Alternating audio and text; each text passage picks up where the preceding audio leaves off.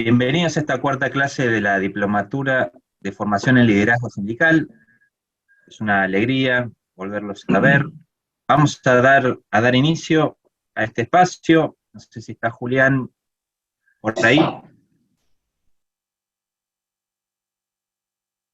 Bueno, hoy es un día muy especial. Luis, ¿querés contarnos un poquito? Sí, ¿qué tal? Buenos días a todas y todos. Antes de comenzar la clase propiamente dicha, queremos hacer un homenaje al general Perón. Hoy se cumplen 49 años del fallecimiento del general Perón, fue un 1 de julio de 1974, y queremos hacerle un breve homenaje. Vamos a pasar un video muy corto de lo que fue el último acto del general en la Plaza de Mayo. Esto fue el 12 de junio de ese año. Dos palabras para poner en contexto a todas las compañeras y compañeros. El 12 de junio de ese año, por la mañana, el general Perón habló por cadena nacional, ya era presidente de la Nación, y decía, habló en cadena nacional y dio un discurso haciendo un llamamiento a la unidad nacional frente al complejo momento político y social que se vivía en esos días en la Argentina. Y a raíz de ese discurso en cadena nacional que dio por la mañana, espontáneamente se fue congregando la gente, el pueblo de la ciudad y del Gran Buenos Aires, confluyó hacia la Plaza de Mayo. Y luego del mediodía se hace un acto, sale el general al balcón y pronuncia un discurso muy breve de 19 minutos aproximadamente, que visto en perspectiva fue como una despedida del general con su pueblo. Entonces ahora vamos a pasar un fragmento de ese discurso que ha quedado en la memoria de los que pudimos estar ahí escuchándolo y participando de ese acto. Y vaya esto como un homenaje al general en este día. Adelante, Fernando. Compañeros,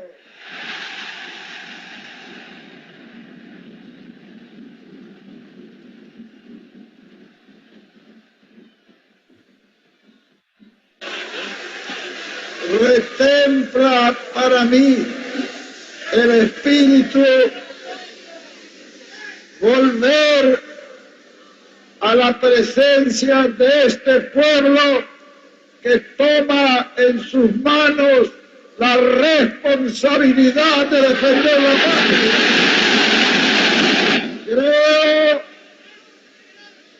Creo también que ha llegado la hora de que pongamos las cosas en claro.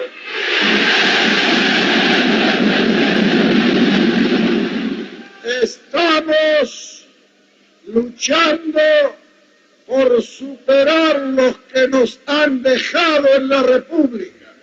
Y en esa lucha no debe faltar un solo argentino que tenga un corazón bien templado.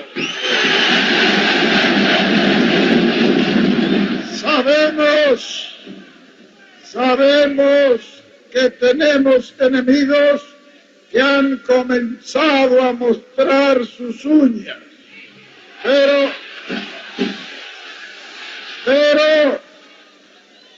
sabemos también que tenemos a nuestro lado al pueblo, y cuando el pueblo se decide a la lucha, suele ser invencible.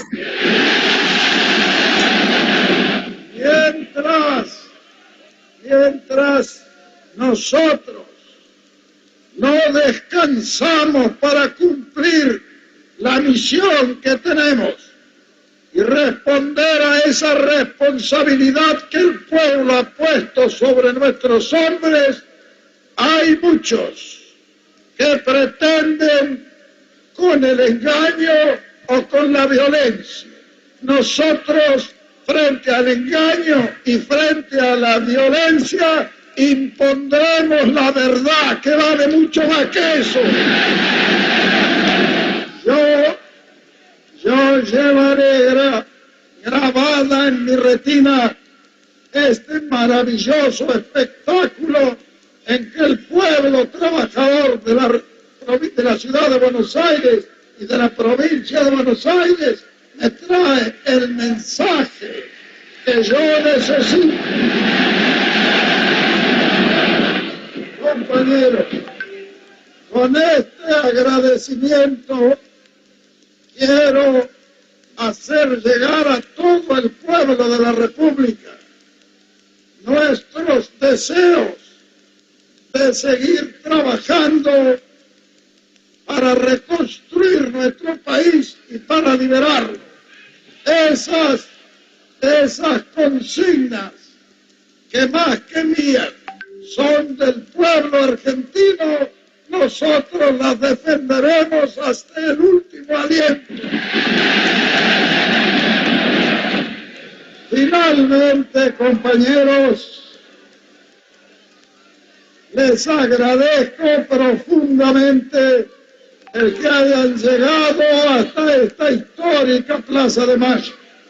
Yo llevo en mis oídos la más maravillosa música que para mí es la palabra del pueblo argentino.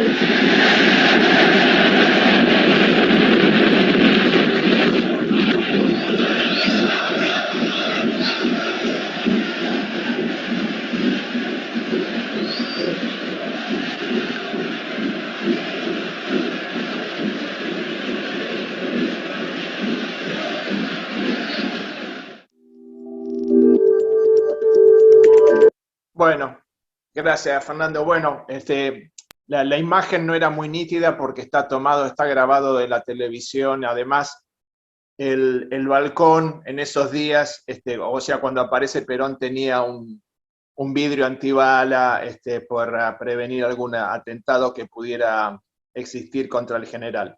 Bueno, ha sido que es un breve homenaje al general en este día. Gracias, Fernando. Gracias, Luis. Gracias, Luis. Le vamos a dar la palabra ahora a Julián para que haga la introducción. Gracias, Luis. En primer término, recordar a los delegados sindicales, trabajadores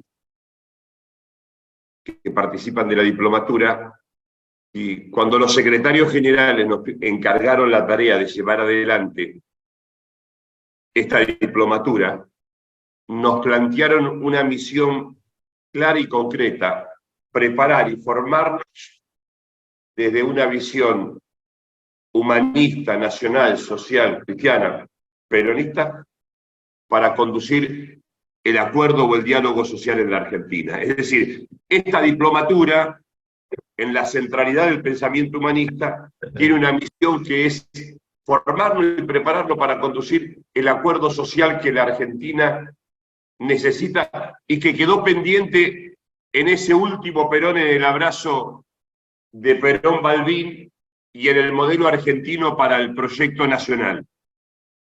Ahí quedó claramente definida una misión que se proponía la política como instrumento y como modo, y ese modo era la participación colectiva, la participación de las organizaciones libres del pueblo, la comunidad científica, el rol de la política en articular los diferentes intereses de las organizaciones libres del pueblo, de las organizaciones empresariales, de las organizaciones sindicatos.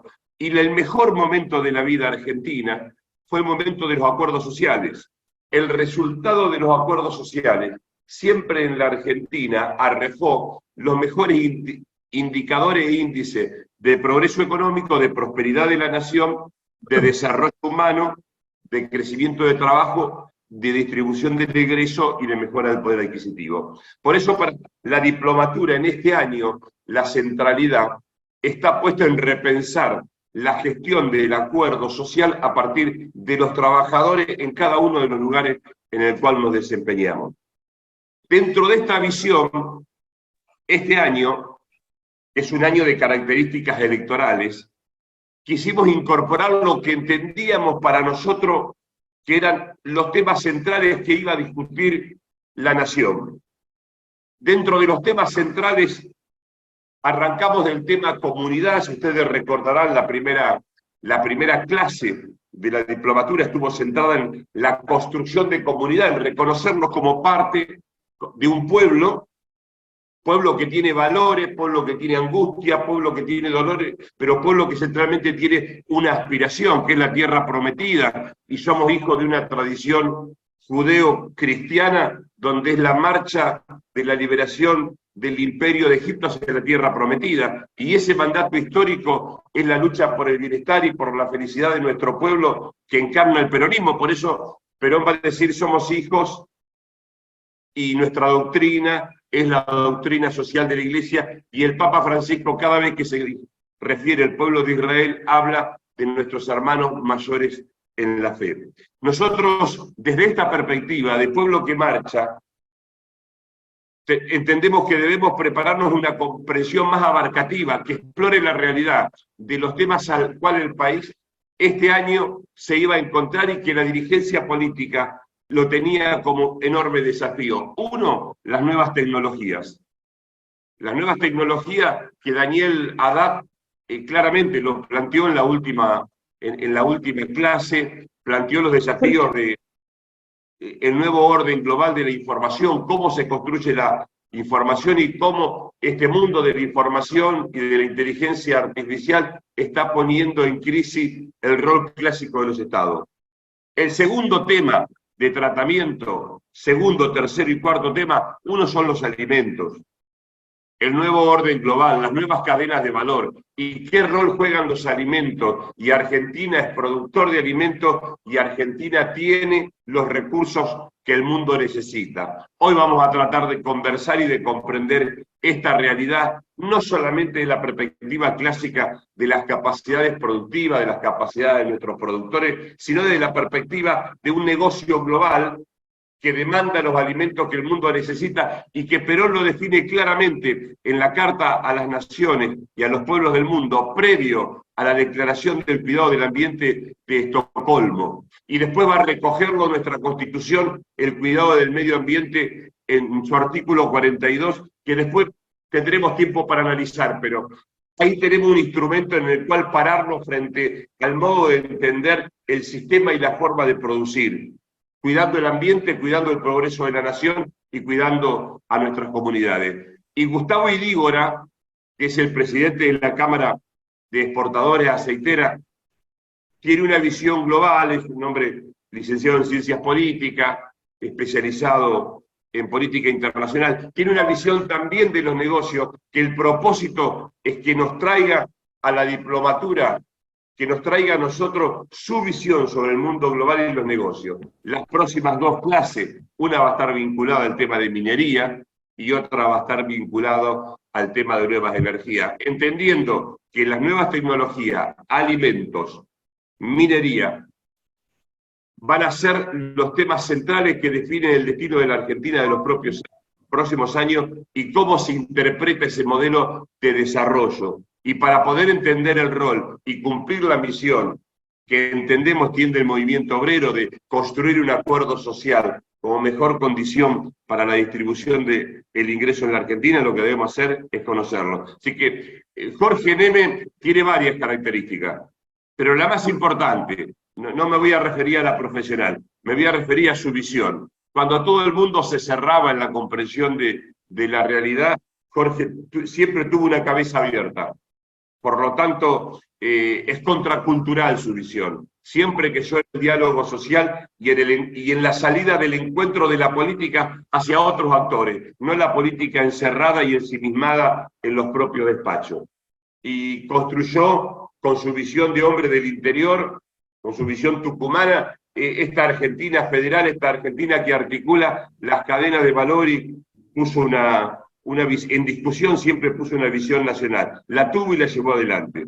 Tiene cabeza federal, tiene cabeza abierta, tiene la cabeza abierta para entender los cambios que se vienen, porque entiende que por lo menos siempre transmitió que el sujeto histórico del pueblo argentino, y en ese proceso nunca retrasó la visión mirando para atrás, siempre trató de descifrar las señales que venían desde el futuro y plantarse frente a ese escenario de futuro y de cambio. Y centralmente tiene un corazón de un tipo humano, de un tipo comprometido, de un militante. Es un militante de la vida, un militante, antes de cualquier causa nacional y popular, Jorge es un militante de la vida, de las mejores causas. Así que para mí es un gusto presentar a Jorge y agradecerle a Gustavo Idígora que este sábado destinó parte de su tiempo también para, al igual que Jorge, compartir con nosotros esta reflexión. Gracias. Gracias, Julián. Antes de darle la palabra a Jorge, bueno, agrego algunos datos sobre la actividad profesional de Jorge Neme. Jorge es sociólogo con orientación en economía, y como ha mencionado recién Julián, ha desempeñado diversos cargos en los gobiernos nacionales y también en el gobierno de la provincia de Tucumán. En la actual gestión de gobierno del presidente Fernández ha sido en su momento, ocupó cargos en la Cancillería en su momento, también en el Ministerio del Interior, y actualmente es el responsable de la Secretaría de Planificación del Desarrollo y Competitividad Federal en el Ministerio de Economía. Gracias, Jorge, por estar con nosotros. Estás muteado, Jorge.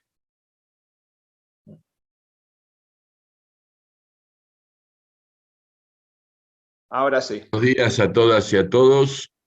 Realmente un gusto compartir con ustedes esta hora y media en la mañana para conversar y transmitirle mi visión de una serie de problemas de la Argentina. Pero antes que eso, quiero felicitar a quienes han promovido la organización de esta diplomatura con una masa crítica de dirigentes sindicales y profesores y con el apoyo de secretarios generales que dan una idea clara y expresan el compromiso que tiene la dirigencia sindical argentina con un proyecto nacional. Y que además, para quienes tenemos claro que esa dirigencia nacional y ese sector sindical es uno de los pilares de cualquier proyecto de reconstrucción de la Argentina, es muy bueno que estas cosas se organicen en equipos, de alguna manera de gente que viene de distintos lugares y aporta a un corredor común y a generar energía en un solo lugar a los fines de reunir las fuerzas necesarias para poder recuperar un sendero de crecimiento y de desarrollo sustentable para la sociedad argentina. Cosa que hemos perdido, yo diría prácticamente desde el mismo momento en que terminó ese discurso del general Perón que acabamos de escuchar. Y que quienes tuvimos la oportunidad de escucharlo en esos días, y además vivir el 1 de julio, un día profundamente gris en toda la Argentina. Sí, verdad.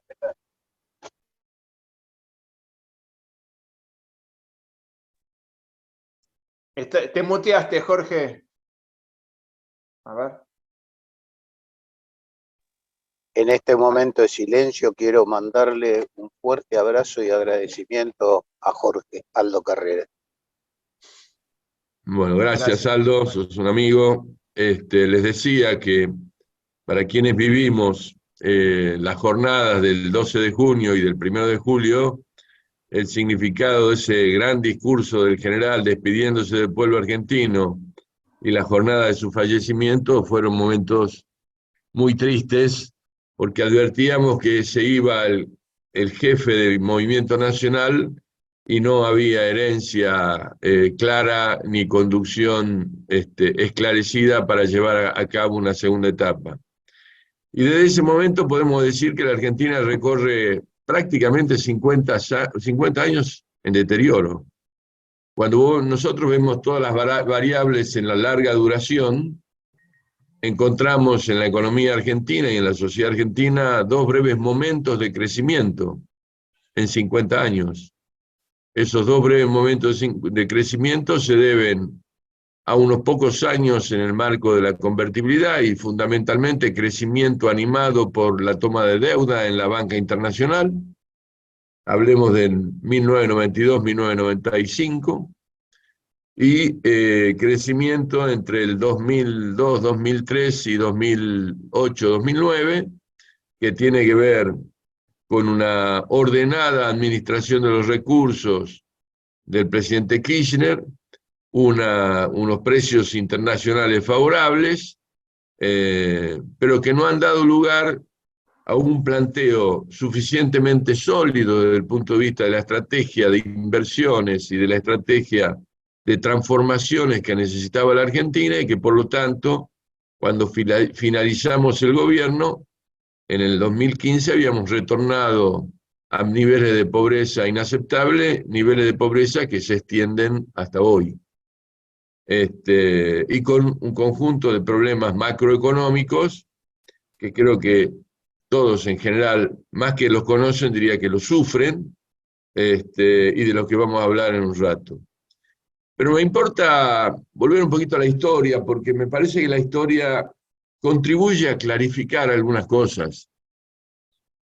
Desde mi punto de vista, y esto es por supuesto discutible, y no es una verdad absolutamente incontrastable, pero desde mi punto de vista, y quizá influye en esto mi condición de tucumano, la Argentina tuvo dos grandes proyectos nacionales. El primer gran proyecto nacional lo dirige el general Roca, y el segundo gran proyecto nacional lo conduce el general Perón. ¿Quién es Roca? Roca es un soldado, hijo de una familia de militares vinculada con el general San Martín y que participó en las luchas de la independencia. Pertenecía al patriciado tucumano. Tucumán en el siglo XIX, 1840, 1845, era una economía de las economías del interior de la Argentina, una economía relativamente desarrollada, tenía industria, tenía la industria azucarera, tenía la industria de las carretas, tenía movimiento económico en la región, había sido la sede de la Declaración de la Independencia, era, desde el punto de vista logístico, un nodo importante en el tránsito entre el Río de la Plata y el Alto Perú. Es decir, Roca tuvo un ambiente diverso para formarse, y obviamente pesaba en él la tradición familiar. Padres vinculados al Ejército del Norte. En un momento dado, el general Urquiza funda el Colegio Nacional de Concepción del Uruguay e invita a cada gobernador de entonces, eran 13, los famosos 13 ranchos, a que manden un becario a su cargo, a cargo de Urquiza, en el Colegio Nacional de Uruguay, de Concepción del Uruguay, que es una ciudad que está sobre el borde del río del Uruguay, en Entre Ríos, y donde él había traído un conjunto de profesores franceses para actualizar el nivel de conocimiento de las nuevas generaciones. Bueno, el padre de Roca manda a sus 3 hijos, no solamente uno.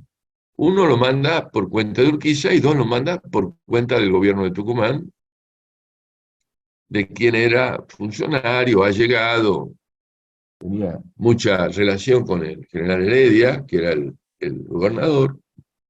Y Roca se encuentra en el Colegio Concepción del Uruguay cuando tenía 15 años, con Joaquín B. González, con Wilde, con un conjunto de compañeros que después serían parte esencial de su gabinete.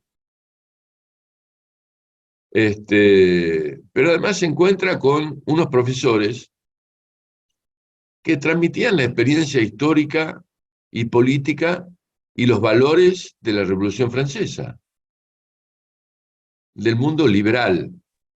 Liberal en el sentido europeo, no en el sentido económico. Liberal en el sentido democrático, no en el sentido del libre cambio. ¿Y cuál es la misión que se propone Roca? Después de participar muy lateralmente en la guerra del Paraguay, en el final de las guerras civiles, porque con 17 años él participa de la batalla de Pavón, que es el momento en que las tropas de Mitre, sin saber, sin enterarse, ven que las tropas de Urquiza se retiran. Y en realidad esa retirada de las tropas de Urquiza está vinculada a un pacto no escrito para que la provincia de Buenos Aires siga siendo parte del territorio nacional y no se funde la República del Paraná y la República de Buenos Aires. Entonces, Roca participa lateralmente de eso.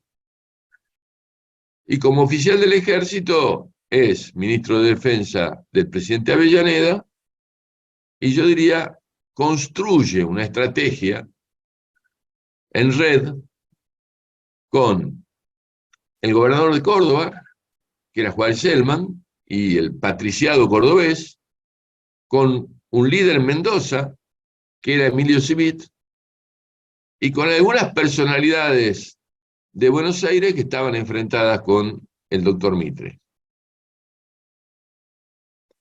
Y entonces termina siendo electo presidente de la Nación, y después de eso el hombre propone, como una de sus primeras medidas de gobierno, la nacionalización de la ciudad de Buenos Aires para que sea la capital de toda la Argentina.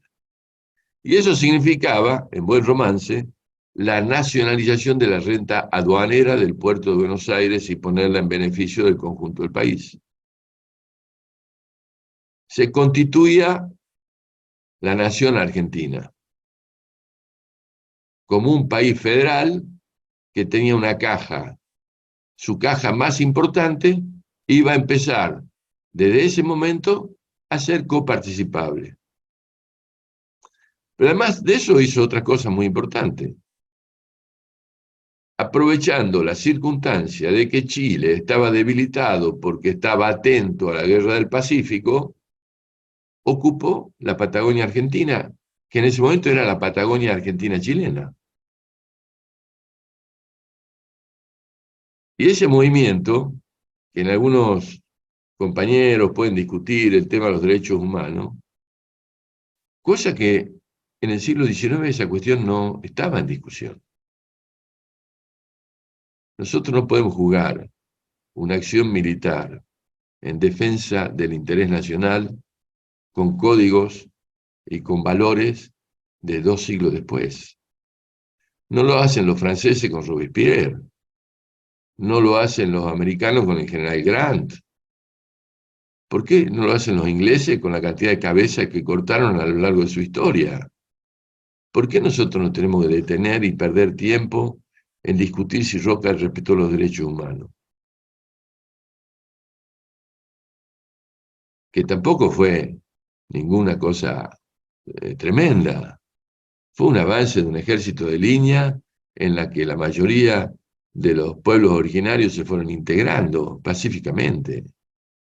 No hay rastros de grandes matanzas, ni de que, digamos, bandas que se quemaron vivas, nada por el estilo. Entonces, nosotros tenemos que ver cuando alguien se planta en esa defensa de esos valores contra figuras absolutamente señeras que tienen que ver con la construcción del Estado Nacional, nos tiene que llamar la atención. Tenemos que poner un ojo. ¿Qué están buscando? Pues después de eso incendian parques nacionales. Y después de eso dicen que no necesitan usar el pasaporte argentino para salir. Y nosotros tenemos que tener una clara defensa de todo hito que tiene que ver con la construcción de soberanía y de territorialidad. Pero no solamente fue a la Patagonia.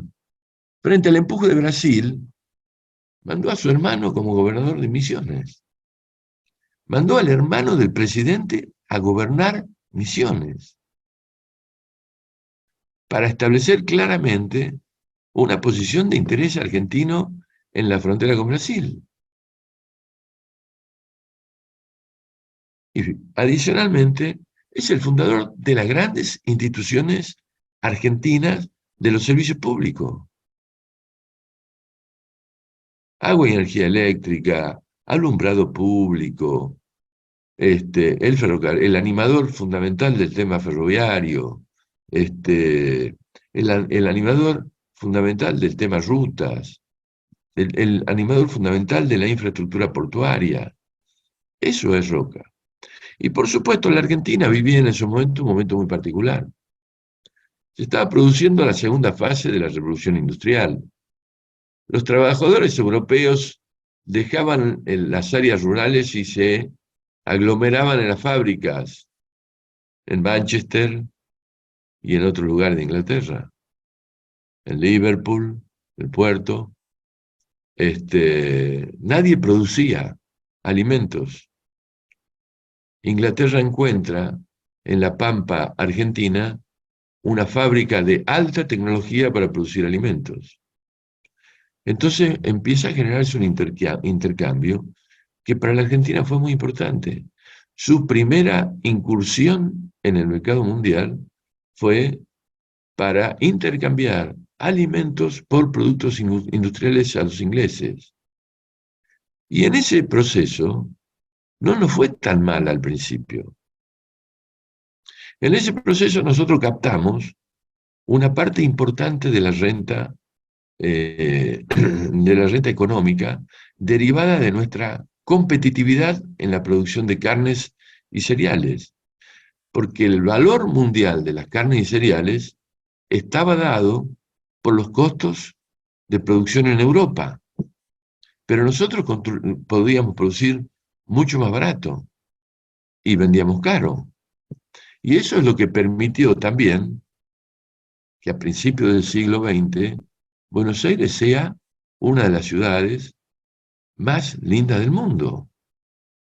Tenga su subte, tenga su Teatro Colón, tenga su obelisco, tenga un planteo de desarrollo urbano fenomenal que la distinguía lejos del resto de América Latina. Que la Argentina tenga el mejor sistema educativo, que se bancó la reforma universitaria para modernizar las universidades y dio un salto de calidad y de democratización del sistema universitario fenomenal, que hoy todavía es uno de los grandes atributos que tenemos como sociedad. Entonces, todo ese proceso, que sí, termina consolidando después de 40 años. Pasaron 40 años hasta que se conforme un núcleo conservador que abandonó un proyecto transformador de la Argentina. Pero hubo, durante 40 años, grupos de empresarios, de sindicatos, de dirigentes políticos que apoyaron al país en su proyecto de desarrollo, en su proyecto de proyección internacional, en un intercambio creciente con los países industriales, en un intercambio creciente con Estados Unidos, en una competencia con Estados Unidos para ver quién vendía más barato a Europa. Nuestro antinorteamericanismo, bien arraigado en nuestra población mayoritaria, tiene que ver con los conflictos que teníamos con Estados Unidos a principios del siglo XX. Eso es muy interesante de ver, porque nosotros competíamos en el mismo mercado. Entonces, esto fue el primer intento de proyecto nacional. Integración territorial, asegurar las fronteras, grandes instituciones para el servicio público, escuelas, universidades, ferrocarriles, agua, energía. Son las cosas que aseguró ese proceso. No estaba muy lejos del socialismo, por supuesto. Era un grupo dirigente, un patriciado que tenía capacidad de mando, de proyecto, autoridad, y ejercía eso, digamos, de manera cerrada y lo proyectaba. Pero todo el país acompañaba, esa es la verdad. Y acompañó hasta el año 16, hasta que el amigo Irigoyen se decidió a discutir cómo se distribuía esa renta, sin necesidad de discutir si el modelo valía o no valía, porque era muy difícil para Irigoyen, cuestionar el modelo. En todo caso, lo que sí podía discutir él es cómo se redistribuía la renta, que es lo que él plantea y es lo que él gana. Las nuevas clases medias emergentes de todo ese proceso de crecimiento económico, las nuevas clases medias nacidas del proceso de migración masiva de Europa a la Argentina y de los países árabes, dice, queremos un poco más, queremos que nos toque un poco más. Y eso es la fuerza política que lo lleva Irigoyen al poder. El poder se democratiza, se redistribuye la renta, se hace la reforma universitaria que nace en Córdoba con un gran ímpetu, se proyecta la Argentina, América Latina, con la reforma universitaria, se convierte América Latina a nivel universitario en todo un hervidero, imitando la rebeldía de los estudiantes y estudiantes cordobeses. Bueno, en todo eso la Argentina era un faro que iluminaba el conjunto de América Latina. Era un faro por su prosperidad económica, era un faro por su desarrollo cultural, era un faro por su desarrollo científico-tecnológico, por el sistema de universidades que tenía, por las editoriales que publicaban libros y que se distribuían en toda América Latina. Eso era en la Argentina hasta el año 30. ¿Qué pasa en el año 30? En el año 30 explota la crisis posguerra. Se produce un rápido inversión de los términos de intercambio. Los países dejan prácticamente de comer en Europa. Se producen masivas desocupaciones. A nadie le interesaba comprar un kilo de lomo. Aquí empezamos a comer el kilo de lomo más barato de la historia. No había a quien vendérselo. Se derrumba el orden y en realidad ese derrumbe del orden derrumba el segundo gobierno de Irigoyen. Viene una década de transición, que todos llamamos tristemente la década infame. En esa década se van produciendo una serie de ajustes. Europa no nos podía vender productos industriales, nosotros teníamos pocos recursos para comprar bienes europeos, los niveles de exportación habían bajado, y entonces empieza a surgir naturalmente, por el ingenio argentino, el ingenio de las clases migratorias, de los italianos, de los españoles, de los franceses, de los árabes, cada uno con su historia, unos en el comercio, otros en la ingeniería, otros en la metalúrgica. Empieza a crecer un proceso industrial interesante. Proceso industrial marginal, prácticamente invisible, pero en el año 41 la actividad industrial supera por primera vez a la actividad agropecuaria en las cuentas del Producto Bruto. Sin embargo, todo ese mundo era un mundo anómalo, desordenado. Para decirlo en lenguaje corriente de hoy, era un mundo en negro. Creo que todos me entienden, ¿no es cierto? Ustedes son dirigentes sindicales, así que entienden perfectamente esa frase. El ejército había sido un gran actor del proceso argentino con Roca y no había dejado de ser un actor del proceso político en esos años. El ejército, con la conducción de Justo, es el que da el golpe contra Irigoyen, más allá de las circunstancias de Uriburu, y el ejército permanece organizado en distintos grupos. Entre esos grupos hay un grupo de coroneles que se organiza como GOU, Grupo de Oficiales Unidos. En ese grupo de coroneles, uno de los líderes de ese grupo de coroneles era el general Perón. Y ese grupo de coroneles es el que empieza a pensar y a formular cómo ejecutar un nuevo proyecto nacional. Cómo poner a esa Argentina que estaba empezando a sufrir deterioros económicos, políticos y sociales, desocupación y creciente pobreza, cómo la vuelve a poner en un excelente lugar entre las economías internacionales. Y entonces, en el momento que todo indicaba de que la Argentina se encaminaba hacia un proceso largo de decadencia, el ejército interrumpe ese proceso el 4 de junio, un grupo de generales se hace cargo del gobierno, el coronel Perón se hace cargo de la Secretaría de Trabajo y Previsión y empieza a tejer con los dirigentes sindicales de entonces el proceso que llevaría al 17 de octubre.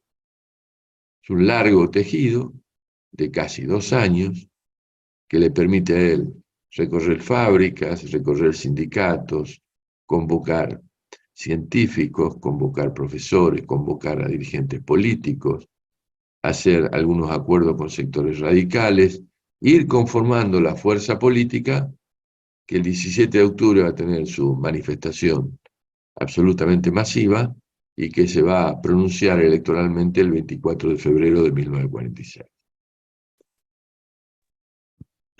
Y en la que Perón va a ser elegido presidente, con Quijano, un dirigente radical de Corrientes, como candidato a vicepresidente, con un primer gabinete en donde abundaban los dirigentes socialistas, los dirigentes cristianos,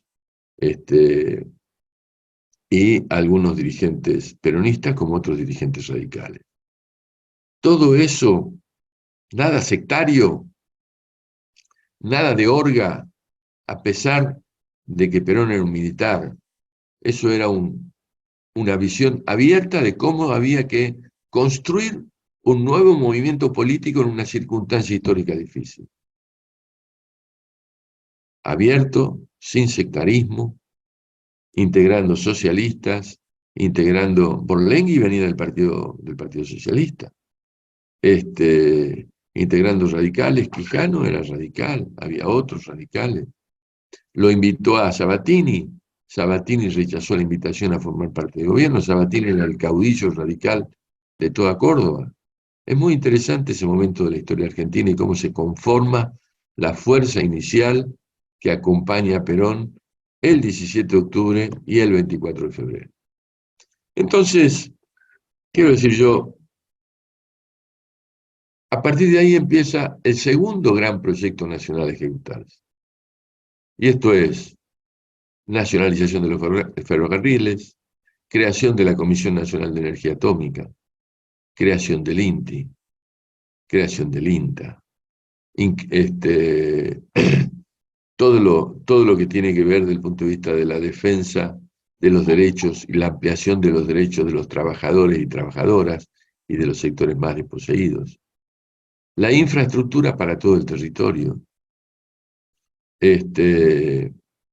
Un cambio sustancial en las políticas de desarrollo económico. Pensemos en la industria, y entonces aparece de la mano de la conducción económica todo el proceso, y se impulsa todo el proceso de la industrialización sustitutiva de importaciones. Las bases tan sólidas de cómo se planteó el proceso de la industrialización sustitutiva de importaciones acompañó el desarrollo argentino hasta principios de los años 70. Las bases que sentó Perón entre el 45 y el 48 en términos de política industrial acompañaron el crecimiento del país hasta los primeros años de 1970, prácticamente 30 años. Lo siguieron acompañando con la Revolución Libertadora, con Frondizi, con Ilía, con Onganía, y hasta en el primer año del gobierno peronista de 1973. Hasta ese momento, hasta que llegó Rodrigo al gobierno y hizo una manifestación brutal de la crisis, estábamos todavía con un aparato industrial de pie, nacional en su mayoría, de alguna manera prestándole servicios, fabricando piezas y muy integrados a una industria automotor naciente en ese momento y algunas cadenas globales que recién eran incipientes en ese momento, pero podríamos haber desarrollado una industria fenomenal. Estábamos en el mismo nivel que Brasil en ese año. No sé si quieren parar 10 minutos porque llevamos 45 y después seguimos. Con toda libertad, ¿eh? Yo No, puedo no, seguir. Jorge, mirá, en 15 minutos le tendríamos que ya dar la palabra a Gustavo y Dígoras, así que yo te diría que Seguimos, continúes y ya seguimos. Sí, pero no va le a ser damos... 15 minutos. Gustavo va a tener que esperar, ¿eh? Que los exportadores esperen, tranquilo. Salvo que me echen aquí los compañeros y digan, no, che, basta, estamos muy aburridos. No, Bueno, continúa. sí, muchas gracias. Bueno, no les voy a contar a ustedes que son todos nacidos y criados en hogares peronistas, que están en sindicatos, que son las organizaciones más importantes de lucha, de formación y de defensa de derechos que tienen los trabajadores argentinos, que es un orgullo para todos nosotros. Y no solamente hablamos de derechos sindicales. Yo les puedo contar lo que dice, por ejemplo, el presidente Daniel Herrero de SMATA. Si no tuviéramos a Spinanelli en SMATA, no habría industria automotriz en la Argentina. Y me dice Juan Chediá, que es un empresario de la construcción, si no tuviéramos un líder general como Gerardo Martínez, no tendríamos la gran industria de la construcción que tenemos en América Latina, en la Argentina y en América Latina. Esas cosas, ese pensamiento sindical, que no solamente ve su ombligo, sino que él ve el conjunto del negocio y sabe encontrar cuáles son las variables que puede discutir, que puede cuestionar, cómo se puede integrar, cuáles son los acuerdos que pueden lograr para hacer que los sectores industriales sean sustentables y ellos ir creciendo a la par de esos sectores industriales, junto a los empresarios nacionales que están invirtiendo y están generando trabajo. Esa claridad es el resultado de la historia misma de Perón y del peronismo. Y yo entiendo que todos ustedes la tienen y el hecho de que estén aquí me parece muy importante porque es una manera de cultivar. Pero ¿qué pasó en estos 49 años desde Perón para aquí? Bueno, tenemos un marquito, ¿no? A ver si se ve bien.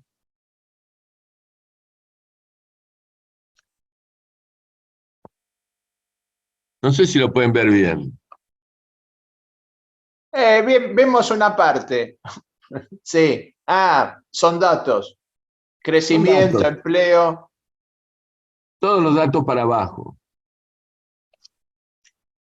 Tenemos 0,2 de crecimiento negativo, tenemos 0,6 de empleo negativo, solamente tenemos 17% de inversión, tenemos una inflación del 94% y tenemos 39 puntos de pobreza. Eso es el resultado de los últimos 40 años, en promedio. Como ven, tenemos en América Latina, somos el único país. México redujo la pobreza del 44 al 37, Paraguay redujo la pobreza del 31 al 22, Brasil del 21 al 18, Chile del 25 al 14, Uruguay del 7 al 5 y la Argentina subió del 29 al 39. Y en términos de crecimiento, Paraguay subió 3,45% anual, Colombia 3,2%, Uruguay 3,2%, México 2,9%, Perú 1,6%, Chile 1,6%, Brasil 0,7% y nosotros 0,2%. Lo de inflación es mucho más dramático, porque en los últimos 12 años, Perú tiene 2,2%, Chile tiene 2,8% anual, Paraguay 3,1%, el mundo tiene 3,6, Brasil tiene 4,3, México tiene 4,6 y la Argentina 42,1. Esos son los datos de nuestra situación económica. Entonces, algo estamos haciendo mal, muy mal, y lo hemos hecho nosotros. El último año donde logramos exportaciones de cerca de 80.000 millones de dólares fue el 2011, y volvimos a ese número, no alcanzándolo totalmente, en el 2021.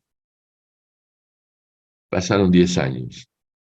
Hay cosas que tienen que ver con Macri y hay cosas que tienen que ver con nosotros. Y entonces nosotros nos tenemos que plantear realmente las cosas de manera global. Tenemos frente a nosotros la posibilidad de reconstruir el movimiento nacional bajo un nuevo liderazgo, bajo un nuevo proyecto y bajo un nuevo programa. Vamos a ir a las PASO y a las elecciones generales de octubre con una nueva fórmula que tiene ideas nuevas. Hay que cerrar filas ahí, hay que discutir abiertamente los grandes temas de la Argentina y hay que tratar de sintetizar en una línea rectora las grandes cuestiones a resolver de la Argentina y gestionarlas para que en los próximos años podamos reencontrar el camino del crecimiento, el camino de la justicia social, el camino de la proyección de la Argentina a los mercados internacionales, el camino del desarrollo. Y en esto tenemos mucho que ver en una visión muy egocéntrica que tenemos. La Argentina es un país muy encerrado en sí mismo, su economía tiene poca proyección internacional, vendemos pocas cosas, vendemos cosas que son en general commodities, no tenemos una canasta muy diversificada de productos, tampoco tenemos una canasta muy diversificada de a dónde llegan nuestros productos. Nosotros tenemos abandonado el África, tenemos abandonado el sudeste asiático, tenemos abandonado el Asia Central, tenemos abandonado en parte toda América Latina, donde tenemos enormes facilidades para vender nuestros productos industriales, que son los de mayor valor. Tenemos que tener mucho más ganas de salir afuera a trabajar, de ir, venir, vender. ¿Y por qué eso? Porque nosotros tenemos que captar renta. Y captar renta es tomar renta del mundo y traerla a la Argentina. ¿Y cómo captamos renta? Vendiendo productos o vendiendo servicios. En cada producto que vendemos hay salario argentino incorporado, inteligencia argentina incorporada, materiales argentinos incorporados. En cada fruta, en cada hortaliza, en cada trépano, en cada llave inglesa que podemos vender, en cada guardabarro, en cada llanta, hay mucho trabajo argentino incorporado. Trabajo argentino que lo vendemos afuera y que cobra aquí. Traemos las divisas para que ese trabajador cobre de modo seguro en la Argentina, que pueda estar en blanco, que tenga los beneficios sociales, que tenga asegurado en la educación de sus hijos, que sus hijos puedan ir a la universidad. Tenemos que restablecer la movilidad social ascendente. En la época de Perón, los hijos de los trabajadores industriales terminaban siendo profesores o profesionales universitarios, ingenieros mecánicos, ingenieros de todo tipo que seguían alimentando una industria en desarrollo. Eso se cortó definitivamente a mediados de los años 70. Tenemos que recuperar ese proceso, bajo las modalidades de hoy, por supuesto, bajo las modalidades de la globalización, articulando con las cadenas globales de valor, negociando en qué parte de esas cadenas de valor nosotros podemos articular, trabajar, ser parte de ellas, qué espacios podemos cubrir con nuestra inteligencia, con nuestro talento, con nuestra capacidad industrial o con nuestra capacidad de producir alimentos. Tenemos muchísimas posibilidades. Pero bueno, todo eso es lo que hay que terminar de darle forma en estos meses que vienen. creo que hay enormes desafíos, creo que se puede realmente a partir del movimiento sindical y de una alianza con los sectores industriales más dinámicos y la dirigencia política que tenga una cabeza abierta, flexible y que pueda interpretar las demandas de la Argentina en el día de hoy, creo que podemos caminar juntos ese proceso que se abre en agosto y que esperemos que Sergio Massa pueda sintetizar las aspiraciones y las demandas de todo el pueblo argentino. No sé si te parece, Luis, con esto es suficiente. Dejaría que alguien, en todo caso, me haga un par de preguntas para ver si quedó algo importante en el tintero y responderlas. Muchas gracias a todos. Sí, gracias, Jorge. No, lo que vamos a hacer es, sí, hay algunas preguntas,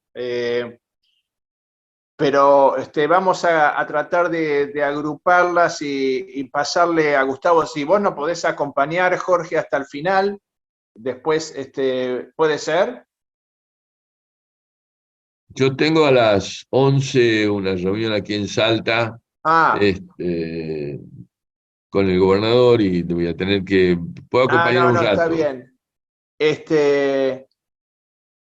No, simplemente hay una consulta de por qué no agregaste a Juan Manuel de Rosas. Bueno, si no te querés, si no te podés extender demasiado, hay No, una no, te pregunta lo en el puedo proceso de rápidamente. formación nacional. No, Simplemente eso. no, rápidamente te digo. Rosa fue un patriota, pero fue un patriota limitado a la provincia de Buenos Aires. Claro, La nación no estaba integrada territorialmente. Las provincias eran prácticamente independientes. Rosa no fue un jefe de la Argentina, Rosa fue un jefe de la provincia de Buenos Aires. está bien. Esa es la razón. Es un líder parcial. Como podría decir, ¿por qué no integraste a Facundo Quiroga? Sí, lo que pasa es que bueno, La Rioja era menos relevante que la provincia de Buenos Aires, pero era un gobernador de provincia que en términos institucionales tenía la misma jerarquía que Rosas. Está bien, se entiende. Gracias, Jorge. Una cosa que Eh, quiero comentar brevemente, sí, que hay algunas cosas de las economías regionales que me quedaron en el tintero, que tiene que ver con lo siguiente. La Argentina tiene un corazón en la pampa húmeda altamente productivo. Funciona como un sistema de innovación y de productividad muy bueno. Nosotros como movimiento tenemos muchos conflictos con ese sector. Ese sector tiene un pensamiento político, yo diría, anacrónico, pero nosotros, a nuestra manera, hemos enfrentado al sector con las peores ideas y con las peores y de los peores modos. Y hemos generado una grieta importante que en algún momento tenemos que superar, porque la capacidad productiva de ese sector es un aporte, un atributo para incorporarlo en un programa entre las soluciones que vamos a tener que encontrar para resolver la crisis económica. Ese es un tema. Pero también tenemos muchos sectores en las economías regionales dinámicos, que también responden culturalmente al modelo pampeano, pero que tienen otra problemática. Son intensivos en mano de obra, intensivos en inversión de capital, están vinculados a los mercados internacionales. Estoy hablando del limón, de Tucumán, de Salta, estoy hablando del vino, de Salta, de San Juan, de Mendoza, o de la manzana y la pera en Río Negro. Son producciones regionales que están muy conectadas con los mercados mundiales. Pero todavía queda para crecer una barbaridad en esas producciones. Y eso requiere inversión y requiere políticas dirigidas a crecer. Y eso supone además migración del centro a la periferia y significa armar un mapa territorial donde la población esté mucho mejor distribuida y que la gente tenga oportunidades de calidad de vida en cada uno de esos lugares. Esos son los desafíos que vienen para el nuevo gobierno y esos son los desafíos en los que nosotros tenemos que trabajar juntos para poder resolverlos. gracias, Jorge, por tu intervención. Julián, ¿querés introducir? Gracias por transmitirnos tu visión sobre el desarrollo, la conformación del Estado. Volviendo al tema del propósito de la diplomatura, el propósito es conducir la Argentina, no con quienes piensan como nosotros, sino conducir lo diverso, la magia de la política, o la vocación de la política, o el mandato que tiene la política, que tenga el propósito de perseguir el bien común, el interés general de la nación, está destinado a conducir a quienes piensan diferente, no a quienes piensan como uno. Es fácil conducir a quienes piensan como uno, lo difícil es tratar desde la legitimidad del voto popular, conducir a las grandes mayorías a un destino común y al interés general. Y conducir, y la unidad nacional que está prevista en la Constitución Nacional en el momento que queda el actual formato de organización del Estado-Nación Argentina.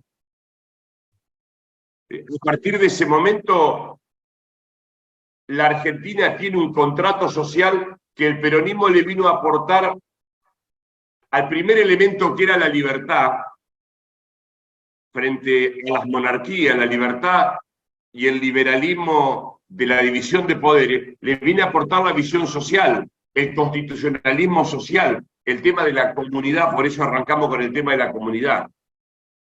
Y el tercer tema que incorporó la reforma del año 94, otro momento fundante del acuerdo social de la Argentina, es el cuidado del medio ambiente y el cuidado de la casa común. Es decir, si uno mira en la perspectiva histórica de los últimos 3 siglos, en la cual el movimiento obrero en la Argentina, a partir del proceso de constitucionalismo social, toma un protagonismo en el diseño y en el protagonismo de la comunidad, no solamente como un sujeto electoral pasivo, sino como un sujeto histórico transformador que define el modelo de discusión, de desarrollo y de distribución de la riqueza.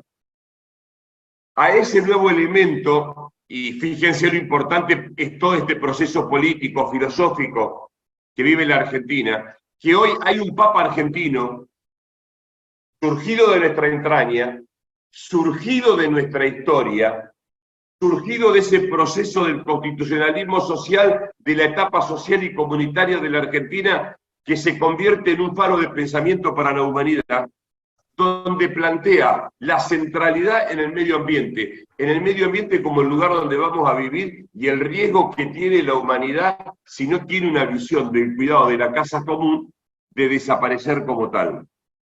Y las encíclicas papales, particularmente Laudato Si y Fratelli Tutti, nos habla de la misión. Y él va a plantear una cosa que creo que viene bien para introducirlo a Gustavo Irígora. Él dice, el Papa Francisco ha dicho, tenemos que dejar de ser, no lo ha dicho el Papa, perdón, un obispo brasilero, dejar de ser una iglesia reflejo de la europea para pasar a ser una iglesia fuente. Nosotros debemos dejar de ser un reflejo de la política, de lo que los otros quieren de nosotros, y ser nosotros el propia fuente de nuestros propios intereses.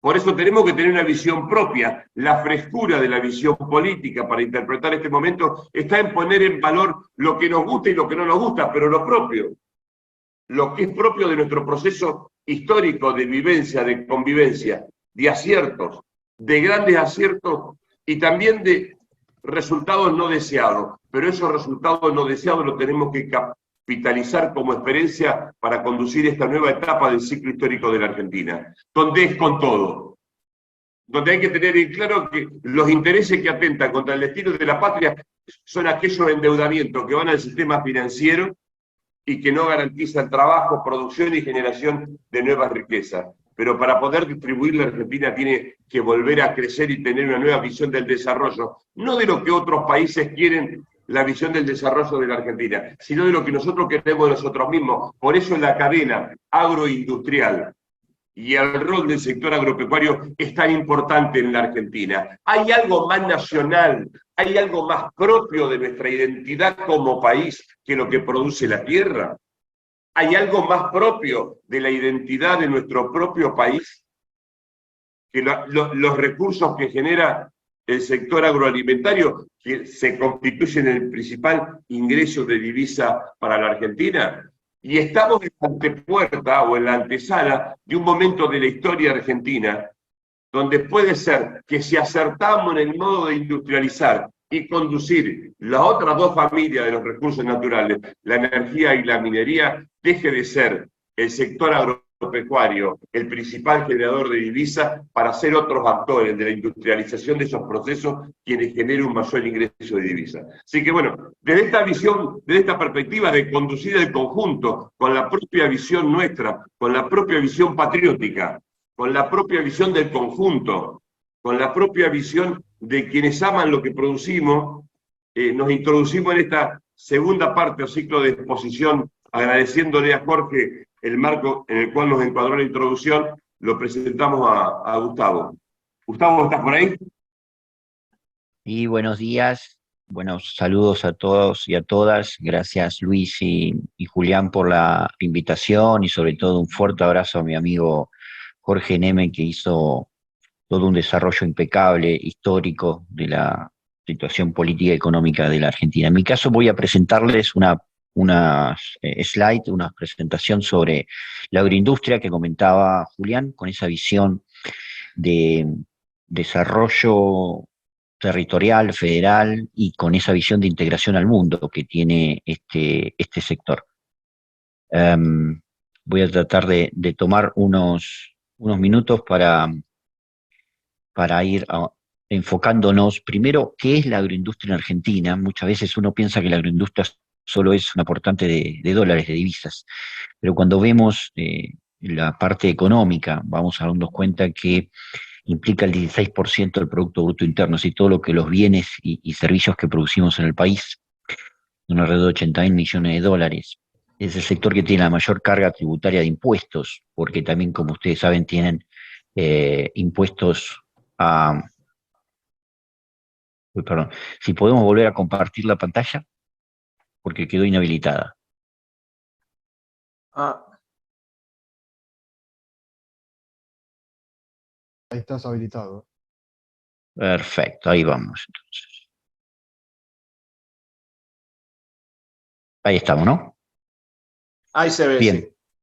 Buenísimo. Entonces, él representa, por otro lado, es un generador de empleo, y empleo sobre todo federal, territorial. Está en todas las provincias de la Argentina, el agro, con distintas producciones, de la forestación en el NEA, la citricultura, cultivos regionales como el yerba mate, el té, etcétera, el NOA, como comentaba Jorge, la parte citrícola, azucarera, legumbres, después la región núcleo con la producción cerealera oleaginosa, la industria cerealera oleaginosa y la producción de distintas carnes y productos lácteos, el sur, la parte de la pesca, algunos cultivos también y algunas frutas, la región de Cuyo, con toda la producción vitivinícola, pero también frutihortícola, que tiene también mucha fuerza, y genera y emplea 3.7 millones de personas, de argentinos que trabajan en esto. Son 36 cadenas de valor.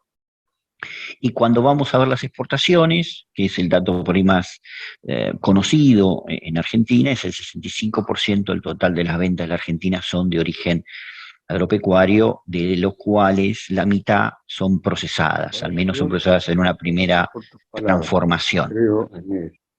En términos de divisas, de cada 10 dólares que entran a la Argentina, 7 son de este sector. Y por una simple razón también. Es el único sector superavitario en divisas, es decir, exporta muchísimo más de lo que importa. Los demás sectores que exportan hasta el día de la fecha en Argentina, lamentablemente las últimas décadas, importan más de lo que necesitan luego para exportar. Por eso es que en términos directos es el sector que se transforma en el principal aportante de divisas. Pero quiero resaltar la generación de empleo, ¿no? Uno de los temas centrales que el agro promueve en todo el país, en todo el territorio.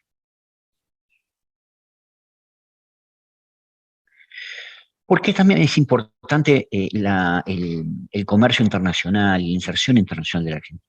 porque fíjense que no solamente es relevante para que tengamos dólares para poder producir, importar, generar inversiones en nuestro país, etcétera, sino también porque cada uno de los sectores del agro dependen muchísimo de la capacidad de exportación. El té, del 100% de lo que se produce por año, el 94% se produce al mundo. El maní, el 59%. El limón, el 85% de la producción que va al mundo. La cebada, la soja. Y esto no es que no se atienda el mercado interno. El mercado interno, por la cantidad de habitantes que tenemos en Argentina, es pequeño en relación con la capacidad de producción que tienen todos esos sectores. Por eso es muy importante que la Argentina tenga también una estrategia siempre de inserción internacional. Si no tuviera, todos estos sectores desaparecerían.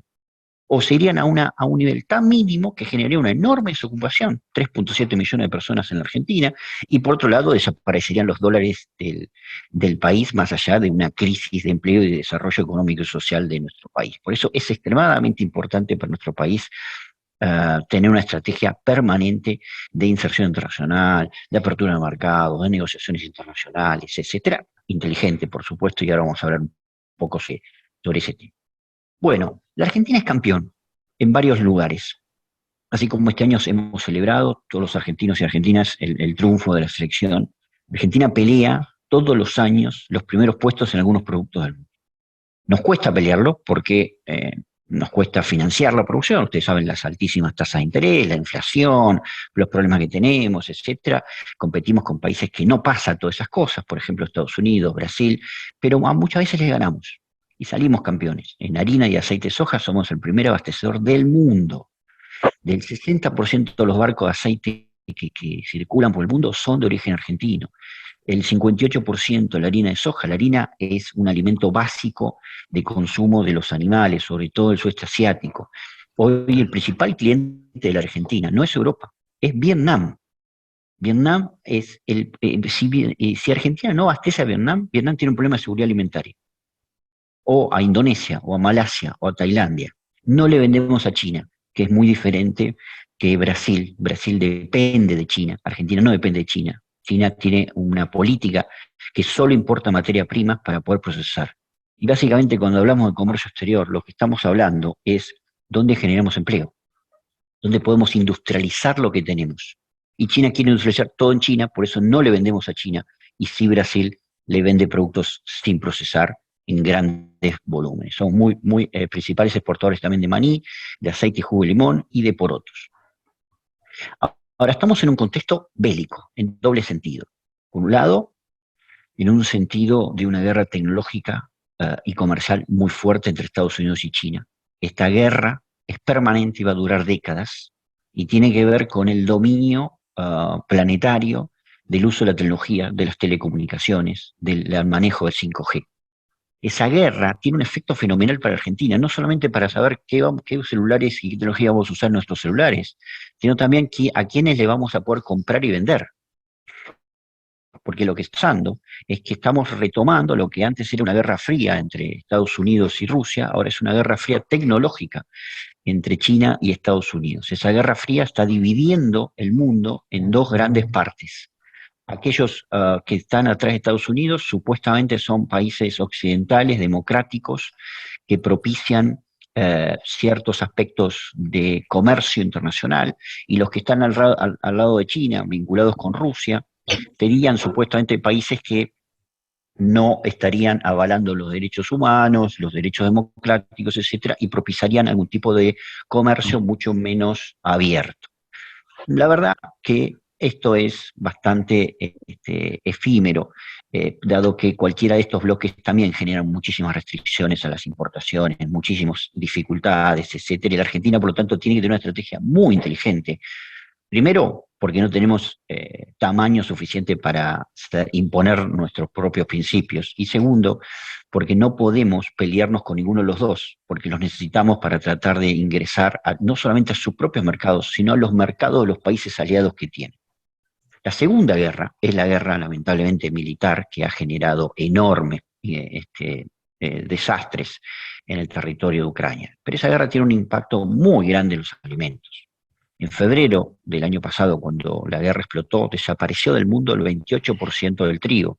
el 19% del maíz y el 78% del aceite.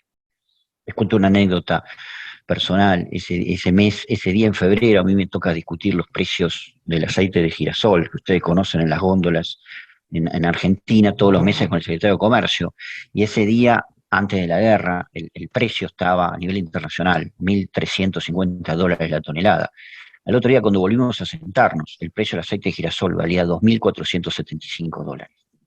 Este es el efecto de la guerra. La guerra generó una situación de psicosis internacional porque empezó a faltar alimento o a entrar en conflicto la posibilidad de abastecerse.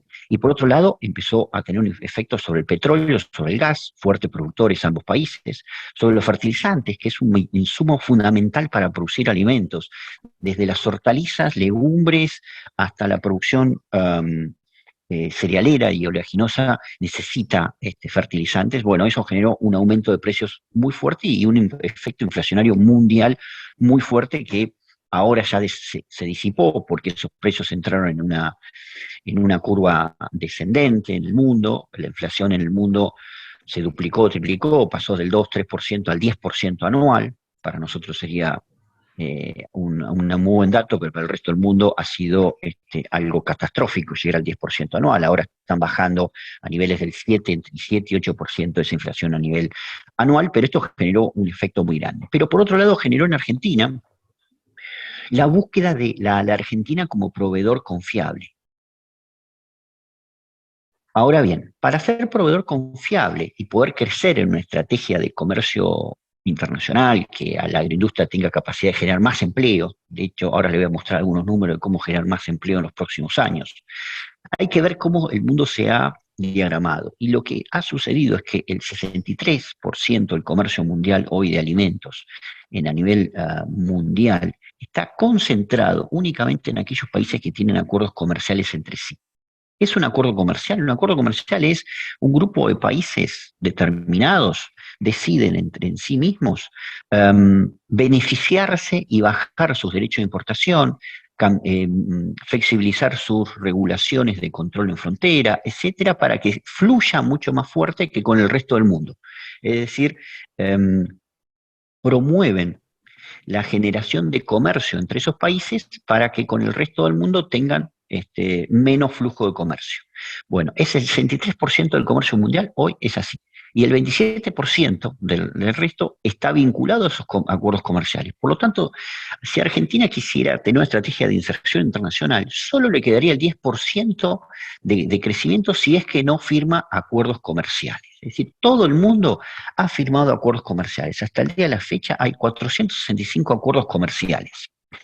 Los acuerdos comerciales no son políticamente malos. El problema es quiénes los negocian y cómo los negocian. Porque puede haber acuerdos comerciales muy buenos que generen bienestar para toda la población y puede haber acuerdos comerciales extremadamente malos que sean desastrosos para toda la población porque han sido mal negociados. Lo que queda claro es que todos los gobiernos del mundo promueven acuerdos comerciales si están bien negociados porque generan bienestar. Entonces nos encontramos, primer análisis, con una geopolítica extremadamente cambiante, donde hay un conflicto permanente y para las próximas décadas entre China y Estados Unidos, y quiénes son sus aliados. China lanzó la ruta de la seda, ha cubierto países de Asia, de Medio Oriente y de África, los está financiando en obras de infraestructura y todo. Y esto está generando también que esos países africanos, asiáticos y todo, tengan 100% de dependencia de su política económica con el gobierno chino, porque el 100% de su deuda externa está en manos del gobierno chino. Genera algunos beneficios en materia de infraestructura. Por ejemplo, China tiene una política extractivista, saca minerales y productos alimenticios sin procesar para llevarlos a su territorio y lograr su propio crecimiento. Y a cambio hace inversiones en esos países. Esas inversiones se transforman también en una forma de presión sobre esos gobiernos para que sigan siendo sus aliados y puedan siempre abastecerlos de materias primas sin procesar o con muy bajo nivel de procesamiento. Por otro lado, Estados Unidos promueve un concepto que se llama friendshoring. Básicamente, ¿qué es? Bueno, no vamos a hacer más celulares en China. Vamos a hacer celulares en México. No vamos a hacer más autopartes en Rusia, vamos a hacer autopartes en Colombia. Si usted es un aliado mío, yo le voy a dar una parte de la fabricación de los productos que voy a consumir en el territorio norteamericano. Bueno, en Argentina no nos ha ofrecido nada. En otros países de América Latina sí está generando estas cadenas de valor y está sustituyendo a China. De hecho, ya se fueron más de 4.500 empresas norteamericanas de China el último año y medio por la presión del Congreso norteamericano. Como para que se den una idea del tamaño de esta guerra fría comercial y tecnológica. El 35% del total de las importaciones de Estados Unidos que provenía de China están mudándose a otros países del mundo para seguir abasteciendo a Estados Unidos con lugares de bajo costo, y por eso es que están redefiniéndose las cadenas de valor. Por otro lado, estamos en guerra en una zona agrícola. Ucrania era la pampa húmeda europea y del norte de África. Hace unos días atrás, en una reunión en Londres, el ministro de Agricultura de Egipto se acerca y me plantea si podíamos abastecerlo de trigo a ellos. Ellos, uno de los temas centrales de su seguridad alimentaria es el trigo, y tienen temor que los rusos le cierren los barcos de trigo de Ucrania, porque todos los días Putin puede levantarse una mañana de mal humor y decir no salen más barcos del Mar Negro. Entonces muchos países del mundo se quedan sin trigo, sin maíz o sin aceite de girasol. Y esas son las grandes oportunidades que tiene Argentina. Hay un mundo que está demandando alimentos, hay un mundo que está frente a un conflicto, primero geopolítico, tecnológico, y en segundo un conflicto militar, y nosotros estamos en una zona de paz. Nadie ya pregunta por los problemas que podamos tener internamente, sino pregunta la capacidad de producción que podamos tener en ese mundo. Un mundo mucho más dispuesto a trabajar con la Argentina para buscar alternativas de crecimiento, pero también depende de nuestras capacidades para llegar a ese mundo. El mundo sufre problemas de seguridad alimentaria. No solo los países que están en verde son exportadores permanentes estructurales de alimentos, es decir, les sobran los alimentos para poder vendérselo al mundo. Somos 11 países del mundo que estamos en esa condición. Todos los que están en rojo fuerte son los que todos los años pasan penurias, toda su población, penurias para poder acceder a alimentos, tienen problemas nutricionales, problemas de desarrollo, de crecimiento. Los países que están en un color intermedio son aquellos países que importan algunos productos, pero que tienen ciertas capacidades como para autoabastecerse. Es decir, que tenemos 155 millones de personas hoy con severos problemas de seguridad alimentaria. El 80% de la población mundial está alimentada, al menos parcialmente, por la importación. En África, el 85% de los alimentos son importados, y se espera que se tripliquen esas necesidades al 2030, es decir, dentro de 7 años. Y el Caribe, una región mucho más cercana, pasó del 5% del total de sus necesidades al 32% en estos últimos 10 años. Es decir, que hay un mundo hambriento, con una demanda de alimentos muy fuerte, pero además hay un mundo que viene creciendo, sobre todo el sudeste asiático, en su ingreso per cápita, es decir, la población gana más todos los años. Y como gana más todos los años, quiere comer mejor, y quiere comer productos que pueda importar también. Y ahí tenemos una enorme oportunidad de desarrollo y de crecimiento para la Argentina. Para tener una idea, vamos a crecer en la población para ser más de 9.000 millones de personas al 2050.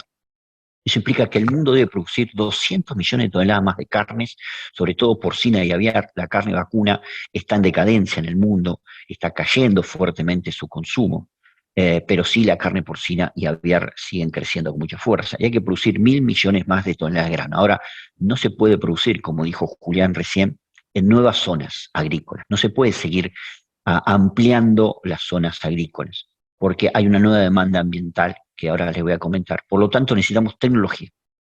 La tecnología es lo único que nos va a solucionar. La biotecnología, la edición génica, la agricultura de precisión, el uso de los satélites en los tractores y la maquinaria, o en la transformación y procesamiento de alimentos, es la única manera que tenemos de poder alimentar a ese mundo creciente y demandante. ¿Qué va a demandar el mundo?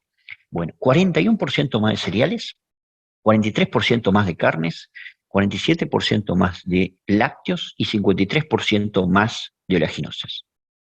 Pensemos un poco qué producimos. Producimos todo lo que tenemos. Así que claramente Argentina y el Mercosur, y acá quiero ampliar a la región Mercosur, porque los 4 países estamos en la misma condición, tenemos indefectiblemente solo perspectivas de crecimiento si podemos articular en conjunto una estrategia de inserción internacional que sea inteligente. Fíjense lo que dicen los organismos internacionales del Mercosur. Los organismos internacionales dicen que dentro de unos años, al 2030, el 50% de los alimentos que se comercialicen en el mundo van a ser del Mercosur.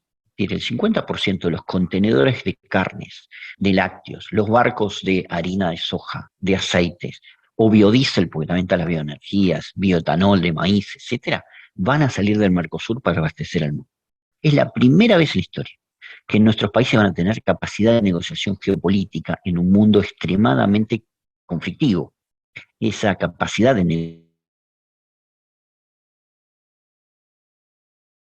negociación al mercado. El mundo quiere comprarle a la Argentina únicamente productos sin procesar, productos de bajo valor. Nos quiere comprar trigo, nos quiere comprar galletitas, nos quiere comprar soja, no nos quiere comprar el aceite envasado con marca propia. Y entonces, ¿qué hace con ese sentido? Lo que hace es poner derechos de importación altísimos cuando es el producto procesado. Les voy a dar un ejemplo. Argentina produce maíz, y un maíz especial que se llama maíz Flint. Es el maíz que se transforma luego en los paquetes de desayuno del cornflakes, la carita del león. Esos paquetes de desayuno no se producen en Argentina. ¿Por qué razón no se pueden producir? Porque cuando nosotros exportamos al mundo, cuando vendemos ese maíz, el derecho de importación, sobre todo en Europa, es del 0%. Pero si quisiéramos vender la cajita del desayuno, con ese maíz transformado, empaquetado, con empleo argentino registrado y calificado, el derecho de importación es 175%. La única manera que tenemos de doblegar esas restricciones es a través de acuerdos comerciales. Es la única manera que tenemos para reducir esos derechos de importación. Y por lo tanto, el único mecanismo que hay para negociar esos acuerdos comerciales que den más empleo calificado, más ingresos al país, más exportaciones con valor agregado, es el Mercosur. Por eso, como sector agroindustrial, siempre defendemos a muerte el Mercosur. El Mercosur tiene que relanzarse, revitalizarse, tener una estrategia de trabajo común y compartido. Tenemos la posibilidad de tener poder geopolítico por primera vez en la historia para sentarnos en la mesa con estas grandes potencias y decirles: ustedes quieren comer, ustedes necesitan biotecnologías, ustedes necesitan bioenergías. Bueno, estas son las condiciones que queremos darle. Si seguimos divididos o peleados, claramente esas chances se reducen significativamente.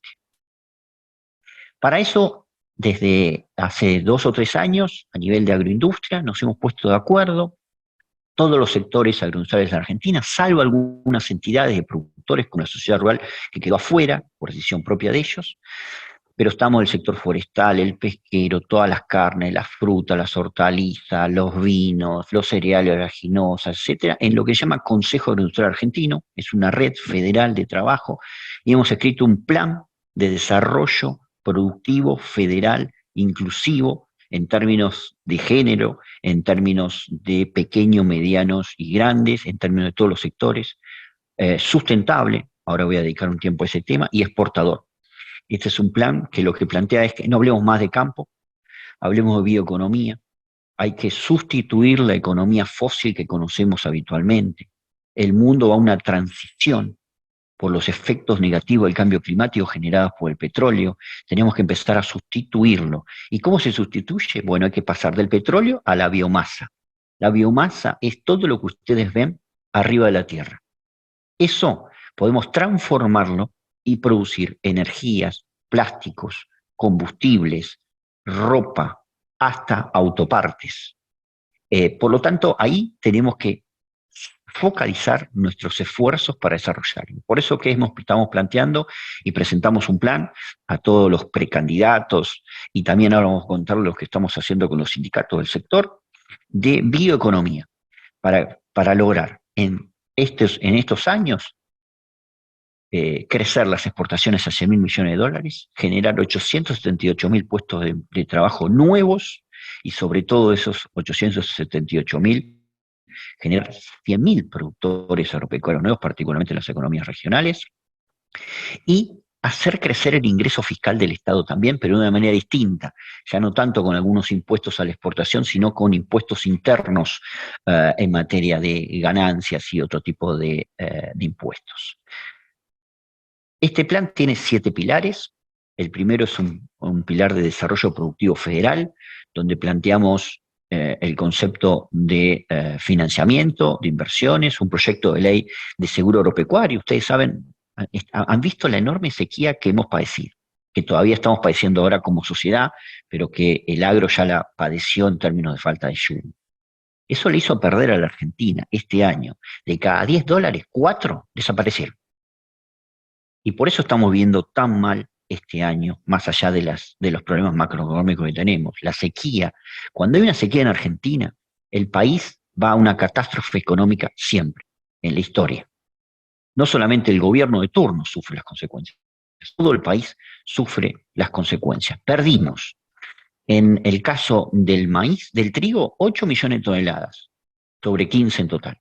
En el caso del maíz, sobre 55 millones de toneladas, perdimos 22 millones de toneladas. Y en la soja, que es el producto más importante de producción que procesamos, Argentina es el que más procesa soja para exportar al mundo, perdimos de 50 millones de toneladas, 30 millones de toneladas. Bueno, esto fue el desastre climático. Ahora, ustedes saben que nadie tiene seguros en el campo, en el agro. No hay productor alguno que tenga seguros. ¿Por qué?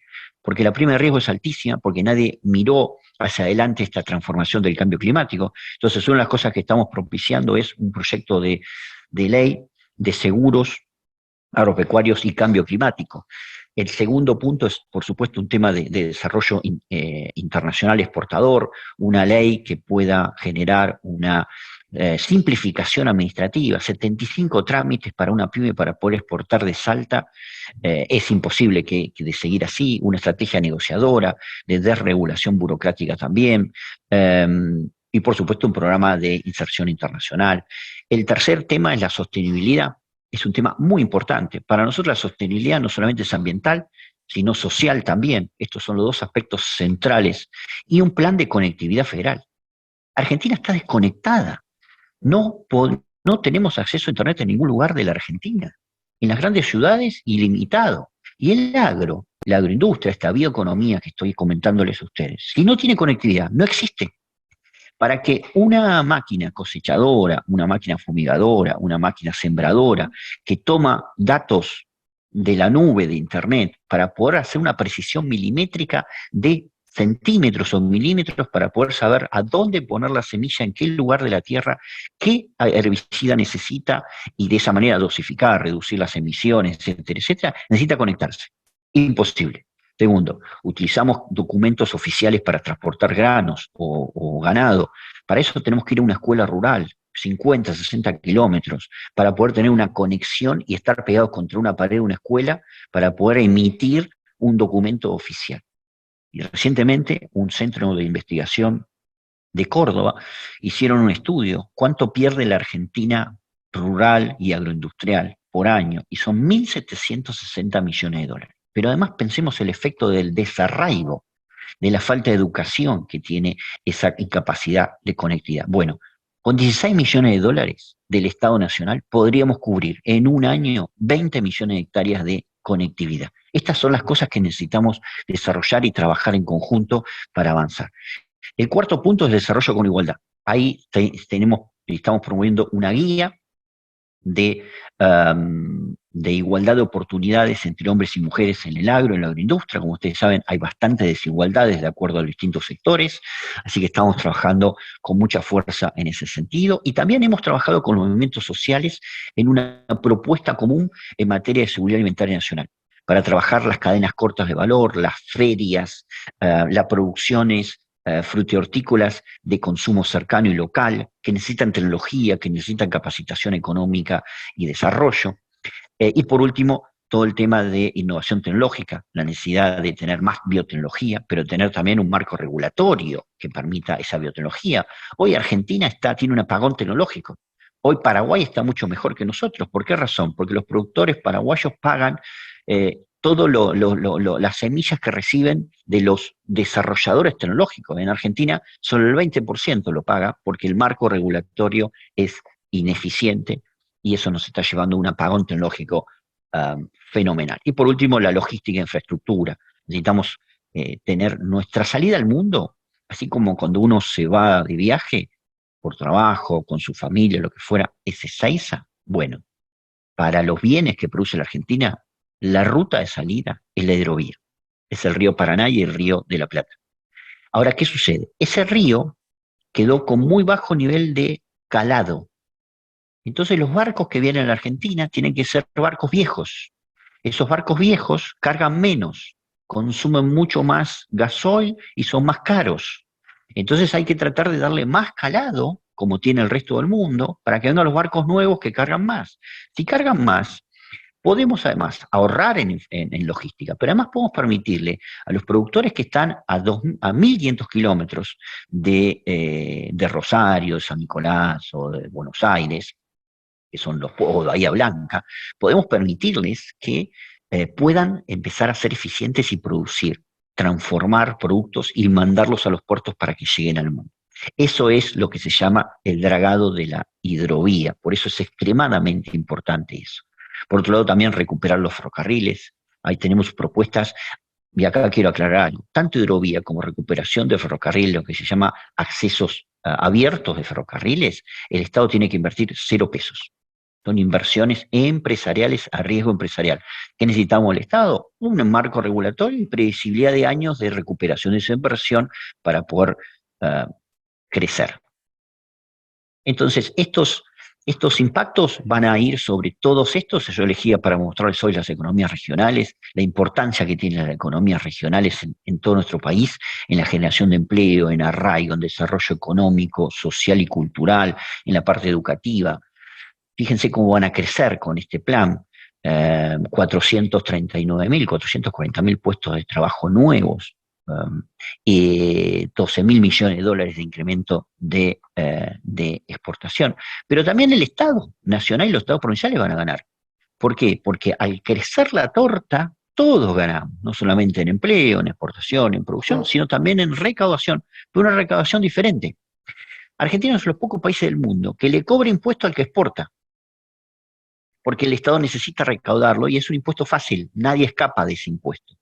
Entonces tenemos que tratar de cobrar impuestos al que produce, pero no al que exporta, porque si no estamos restringiendo las capacidades que tenemos para competir con el que no le cobran impuestos. A Brasil no le cobran impuestos, a Uruguay no le cobran impuestos, a Paraguay tampoco, a Estados Unidos tampoco, a Sudáfrica, a Australia, etcétera. Todos competidores nuestros no le cobran. Entonces tenemos que pasar esos impuestos a tener cargas nacionales y no de exportación. De esa manera va a crecer todo y el Estado también va a tener capacidad de recaudación.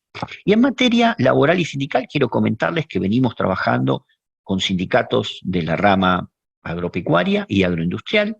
Hemos mantenido varias reuniones, firmamos ya un convenio con UATRE, hay 17 sindicatos que están por firmar un convenio, ahora vamos a reunir en julio, creo que el 20 de julio, básicamente son 5 puntos.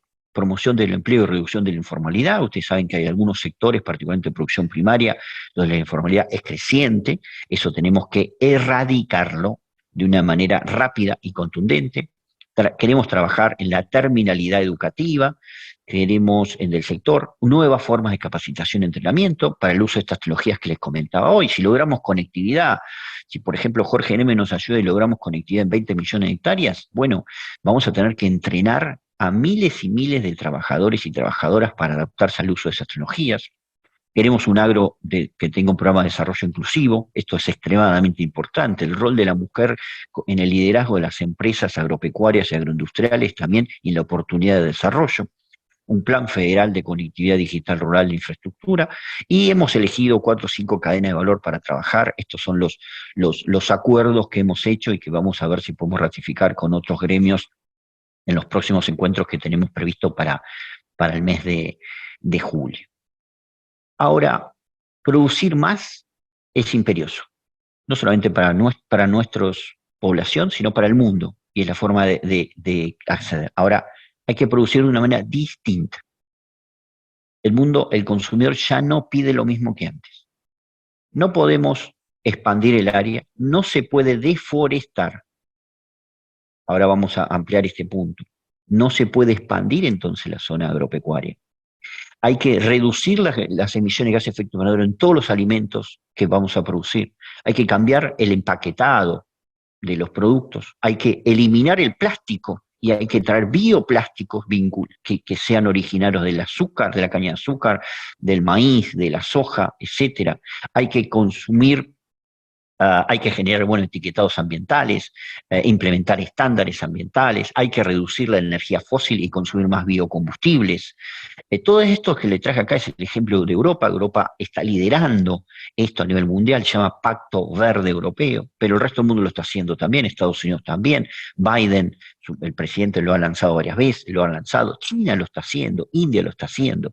Por lo tanto, es muy importante que entendamos que hay que producir más con menos recursos naturales. Y para eso hay que certificarlos, demostrar, verificar. Acá hay una enorme oportunidad también de desarrollo laboral en toda esta transformación que tenemos que ir haciendo, una transición ordenada. Argentina necesita tiempo para hacer esto. El agro está muy abierto para hacerlo y está en muy buenas condiciones, pero hace falta marcos regulatorios que nos permitan desarrollarlo. Todavía Argentina no tiene marcos regulatorios sobre estos temas, salvo en algunos casos excepcionales, pero hay una enorme oportunidad. Y con esto quiero ir concluyendo para plantearles que tenemos una gran demanda mundial de alimentos. El riesgo bélico va a seguir persistiendo más allá y ojalá que prontamente haya algún acuerdo de paz entre Rusia y Ucrania, pero el riesgo bélico va a estar latente en ese mundo. Por lo tanto, para la Argentina es una enorme oportunidad de reinserción internacional. Volvió el tren a pasar por Argentina. Están viendo qué necesita Argentina para ser un líder, junto con el Mercosur. Esa es la estrategia. No hay otra salida si no es vía Mercosur. El Mercosur y la Argentina somos parte de la solución de estos problemas de seguridad alimentaria mundial. Hay un tema de seguridad energética a nivel mundial muy importante.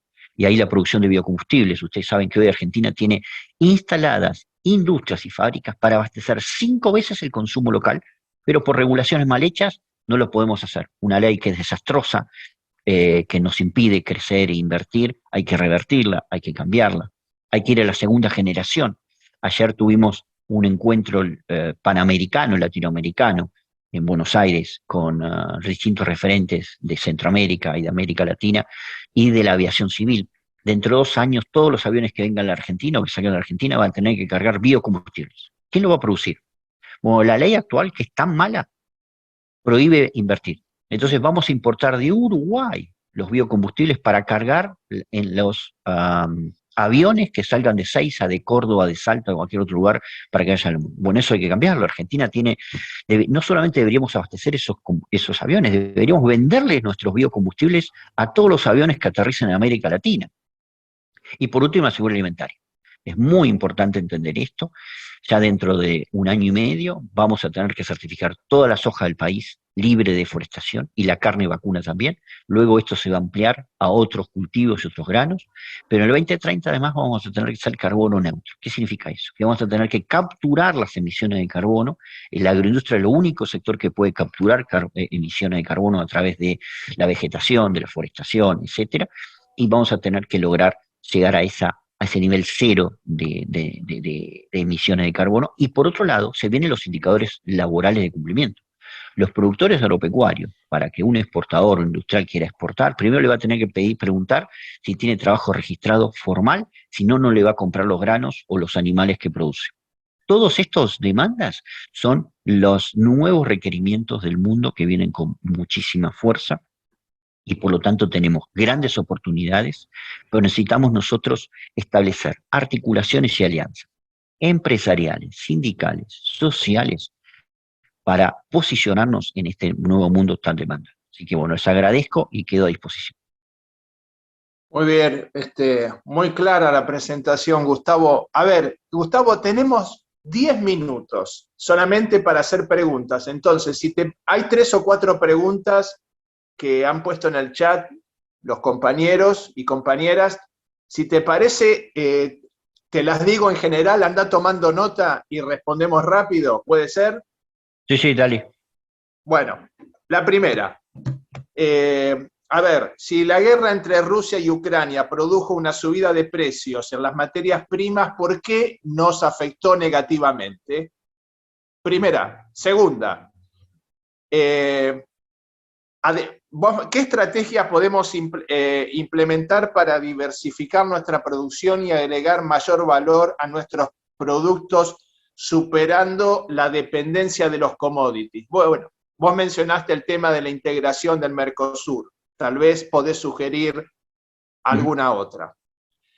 La tercera, ¿qué te parece en vista del proceso del Mercosur y su importancia? ¿Qué ves como conveniente el planteo de una única moneda latinoamericana, tal como Lula lo ha planteado en algún momento? ¿Sí? Y después, hay varias preguntas relacionadas con lo que vos mencionaste de dejar de cobrar retenciones. En general van por el lado de las consultas. Si dejamos de cobrar retenciones y cargamos los impuestos a la producción, ¿eso no haría que todo tienda hacia la exportación y por lo tanto aumentan los productos en el mercado interno? ¿Se entiende? Bueno, perfecto. hasta ahí. Hasta bueno, ahí, dale. Vamos entonces, gracias Luis. Vamos por la primera. Bueno, la guerra Rusia-Ucrania efectivamente a nivel mundial, los primeros 3 meses de la guerra generó un aumento significativo de precios porque la expectativa del mundo era que iba a faltar un porcentaje significativo de maíz, trigo y aceite de girasol. Cuando Rusia y Ucrania vía Turquía llegaron al acuerdo de que el Mar Negro es el lugar donde salen los barcos, como en Argentina salen de Rosario, salen del Mar Negro, volvía a haber un corredor, automáticamente bajaron los precios. En nuestro país, nosotros, el efecto de la guerra generó aproximadamente el año pasado un proceso inflacionario de 10 puntos adicionales de la inflación real que ya tenía la Argentina. Es decir, que el efecto real en Argentina fue bastante bajo y limitado. El mayor efecto de la Argentina no fue en alimentos, fue en energía. Ustedes saben que como nosotros necesitamos importar todos los años energía, el año pasado pasamos de un costo energético de 2.500 millones de dólares a un costo energético de 8.000 millones de dólares, porque aumentó mucho el valor, el costo de la energía. Ese fue el principal efecto negativo de la Argentina en materia de la guerra ruso-ucraniana. Todo eso ya desapareció. Los precios de energía bajaron, los precios de los commodities bajaron, pero la inflación nuestra es ajena a la guerra, es una inflación más de causas intrínsecas que podemos debatir otro día y hoy no es motivo de la conversación, pero sí tenemos una oportunidad hacia adelante. Somos un país que podemos sustituir a esos países en conflicto para que el resto del mundo nos compre a nosotros. Ahí tenemos entonces una oportunidad. La estrategia de diversificación e industrialización, sería fantástico que nosotros, en vez de vender maíz, vendamos carne porcina y carne aviar. En vez de vender trigo, vendamos pasta. Ahora, para que suceda, tenemos que hacer acuerdos comerciales, lo que se llama acuerdo de libre comercio. Y acá quiero aprovechar y decir algo. No existe el libre comercio. Es efímero, es una mentira. Nunca va a existir, menos aún en un mundo de guerra fría comercial y tecnológica, no va a existir libre comercio. Entonces, lo que llaman acuerdo de libre comercio no es cierto, son acuerdos comerciales, en donde los países agarran y dicen, bueno, yo necesito importar autos, yo te quiero vender alimentos procesados como las pastas, por ejemplo, etc. Entonces uno se sienta en una mesa y negocia qué sectores son los que van a comercializarse y qué sectores no se van a comercializar. Entonces, cuando nosotros firmamos con Europa, por ejemplo, en Europea Mercosur, el sector textil tiene 15 años de protección donde no van a entrar los textiles de Europa, o el sector automotriz negocia las condiciones de qué autoparte y qué otras no van a entrar o cuántos autos pueden entrar. Por lo tanto, la forma de industrializar y diversificar es haciendo acuerdos comerciales, para que podamos transformar la materia prima en otro. Si no hacemos acuerdos, no funciona la manera, porque el mundo no nos quiere comprar productos procesados. Tercero, moneda única. Bueno, el Mercosur necesita reintegrarse. Tenemos hoy una estructura de Mercosur que no está funcionando. Hay 379 mesas de trabajo en el Mercosur, de las cuales 170 no hablan de temas económicos y comerciales. Y además generan un gasto enorme dentro del Mercosur que no tienen ningún resultado y no va a ningún lado. Entonces hay que redefinir Mercosur, una estructura más pequeña, con capacidad real de negociación. Los gobiernos tienen que tomar esa decisión. Hay que generar una pequeña estructura supranacional dentro de Mercosur que administre estos acuerdos y que vayamos de a poco creciendo. Primero integrando las cadenas de valor. Producir en Chaco debería ser tanto para producir en Chaco para consumir en Argentina como para consumir en Brasil. Brasil y Argentina deberíamos ser parte de una integración territorial profunda, donde tengamos la misma simetría de impuestos, etc. Una vez que logremos eso, recién ahí podemos ir a la moneda única. La moneda única es la consecuencia de un proceso de convergencia que va a llevar mucho tiempo. Mi opinión, hagamos el esfuerzo primero con Brasil. Porque una vez que ordenemos bilateralmente, es mucho más fácil regionalizar en América Latina el acuerdo de dos grandes países. Y creo que es el deber del próximo gobierno de profundizar el relacionamiento y la convergencia con Brasil para extenderla primero al Mercosur y luego a toda América Latina. El último punto, retención, es a la exportación. El derecho a la exportación es un producto que ya pagó todos los impuestos internos, pero que aparte cuando exporta le agregas un impuesto adicional. Si uno fuera, el plan que tenemos nosotros es a 10 años eliminar las retenciones, no mañana. Es una locura hacerlo mañana, porque el Estado perdería 8.500 millones de dólares. Y estaríamos en problemas muy grandes de cómo financia el Estado los programas básicos que tiene que financiar. Entonces, vamos 10 años, vamos a hacer crecer la producción en escala, y esos 10 años van a hacer que los impuestos internos sean mucho más beneficiosos para el Estado Nacional. Y en materia de precios, cuando crece la producción, los precios internos caen, porque hay más oferta y la demanda no sube. Fíjense que la población de Argentina se movió de 44 millones a 47 en más de una década, pero la producción de alimentos puede duplicarse en 5 años. Por lo tanto, hay que quedarse tranquilo. No hay forma alguna que si hacemos acuerdos comerciales y si producimos van a aumentar los precios del mercado interno. Todo lo contrario, va a mejorar la calidad, vamos a tener más oferta, más diversificación y más empresas ofreciendo al mercado, por lo tanto, mayores beneficios. Muy bien. Gracias, Gustavo, por las aclaraciones. Realmente han ayudado mucho a la comprensión de toda la presentación. Bueno, le paso la palabra a Julián Domínguez para, les comento, hacemos el cierre de las presentaciones y luego del cierre de Julián vamos a ir a trabajar en grupos en las salas. Julián. Gustavo, es un lujo como exponente del sector privado escucharlo, es el sector agropecuario, y esto ya para los alumnos forma parte de las realidades o de las tres familias, de las tres grandes familias de recursos naturales que van a ser parte de la agenda del próximo gobierno. En la visión, en el sentido y en el modo que se aborde estos temas va a depender gran parte de lo que pase en la Argentina en los próximos años. Sí creo yo, estuvimos con Gustavo representando intereses diferentes en la administración de lo público. A mí me tocó representar al Estado, a Gustavo al sector empresarial, pero yo valoro mucho la posibilidad de articular, sabiendo los intereses que representaba cada uno. Siempre se puso en juego el interés general por sobre el interés particular. Y lo más importante del aporte que hace Gustavo, representando a un interés concreto, y ese es su trabajo, y esa es su función, y esa es su visión, es capaz de incorporar una visión holística de lo que pasa en el país y de lo que pasa en la Argentina. Que este es el desafío de la política, poder incorporar el conjunto de los intereses y seleccionar los instrumentos que garantizan el interés general y el bien común, porque uno puede renunciar al propio interés cuando tiene la certeza que ese renunciamiento contribuye a un interés superior o a un interés general que es el bien común.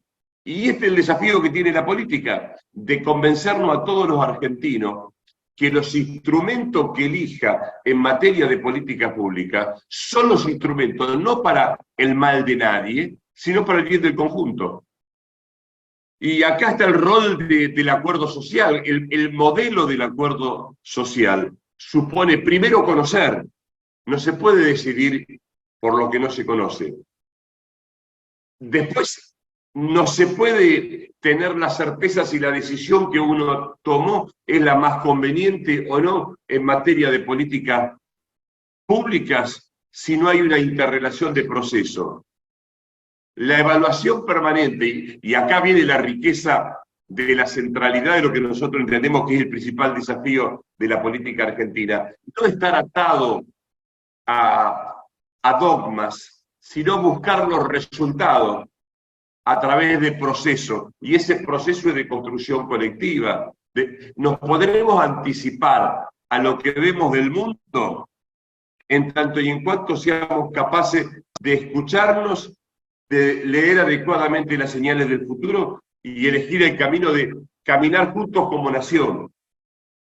Antes de ser un partido, los partidos son parte, está el conjunto del pueblo, el conjunto de ese pueblo jurídicamente organizado que el Estado configura con su cultura y su identidad la nación. Pero el desafío que tiene la política es conducir al conjunto. Así que bueno, hoy hemos tenido de primerísimo nivel de un actor central de los negocios internacionales, de la producción, de la fortaleza, de las debilidades, de uno de los sectores más importantes de la economía argentina, una visión acabada, cosa que te agradecemos que hayas tenido parte de tu tiempo con todas las tareas que tenés y con todo lo que vos representás, Gustavo, para compartir con nosotros en nombre de la comunidad docente, a vos y los alumnos, a vos y a Jorge le agradecemos. Y seguramente en consultas futuras estaremos molestándolo porque sabemos que ustedes van a ser actores del próximo tiempo de la Argentina. Muchas gracias, Gustavo. Muchísimas gracias y a disposición. Buen fin de semana. Bueno, agradeciendo nuevamente a Gustavo. Gracias, Jorge, te has quedado hasta el final para escuchar la presentación de Gustavo. Te agradecemos. Hay días hay que escucharlo. Es la voz del futuro. ¿Hacia dónde vamos? No, bueno, es muy importante. Pero, está bien, pero vos no comentaste de dónde venimos, cuál es el trayecto. Por eso, bueno, de dónde venimos, pero había que saber a dónde vamos. Está bien. Bueno, gracias, Jorge, por quedarte hasta el final con nosotros. No, un gusto, la verdad, un gusto. Muy buena la reunión, muy buena la diplomatura, lo felicito. Gracias, Jorge. Bueno, y entonces ahora sí, tenemos una media horita que si quieren los grupos pueden seguir después de las 11:30, no los vamos a cortar. Vamos pasando ahora a trabajar en cada una de las salas y aquellos que todavía no tienen una sala definida, se quedan con nosotros acá en la sala principal trabajando con Adriana, con Raúl. De manera que, bueno, les agradecemos a todos la participación y el haber estado hoy en esta clase. Nos vamos para las salas.